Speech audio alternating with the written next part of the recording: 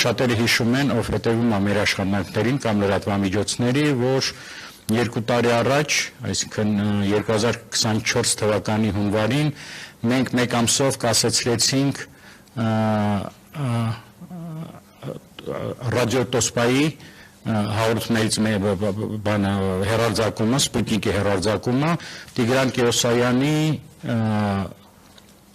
արտասանած ճառերի համար, շատ լավ հիշում եք, այնտեղ ամենակեղտոտ բառերն էին եւ Հայաստանի հանդեպ եւ մեր ընտրած իշխանությունի կամ չընտրած իշխանությունի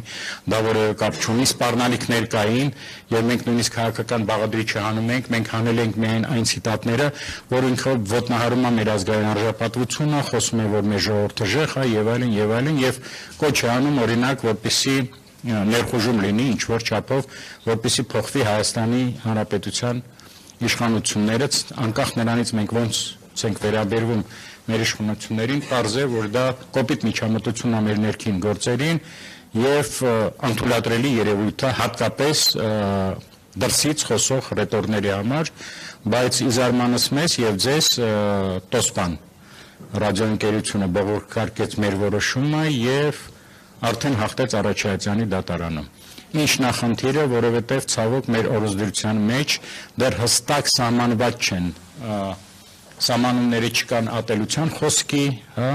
ներքին գործերի, մեր միջամտության եւ այլն։ Դա չի նշանակում, որ հանձնաժողովը սխալ որոշումներ է ընդունվել, մենք պետական անկախ մարմին ենք եւ պաշտպանենք նաեւ Հայաստանի եւ Հայաստանի ժողովրդի եւ իշխանությունների հեղինակությունը միջազգային ասպարեզում, բայց ցավոք մեր օրենսդրությունը ներկա որոշ չափով թերի է եւ այդ գործիքները մեզ չի տալիս։ Սա որպես դատական նիստերի մեզ մոտ խնդիր ունենք, ամենամեծ խնդիրը հեղինակային իրավունքի խախտման, դա ցանցային օպերատորների մոտ է։ Օրինակ մենք նախորդ տարի, սա էլ ձեզ կհետաքրքրի, 42 ստուգում ենք արել ցանցային օպերատորների մոտ, իսկ մենք ունենք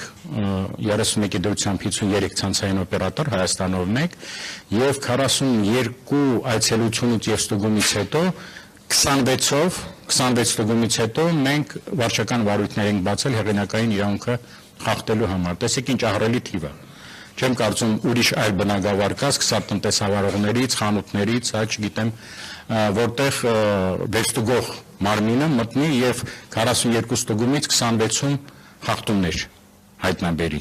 Այդ խախտումները կամ մեր հեղինակազորված կազմակերպությունների կամ օտար հեռուստածրագրերի առանց պայմանագրային հիմքերի հեռարձակումն է, որը եւս մեծ խախտում է եւ դժգոհություն է առաջացնում դիստրիբյուտորների մոտ։ Ինչն է դրա պատճառը։ Մենք այն չի, որ ցանցային օպերատորները նրանք պարտաճանան չեն։ Դա նորից օրենսդրության ինքը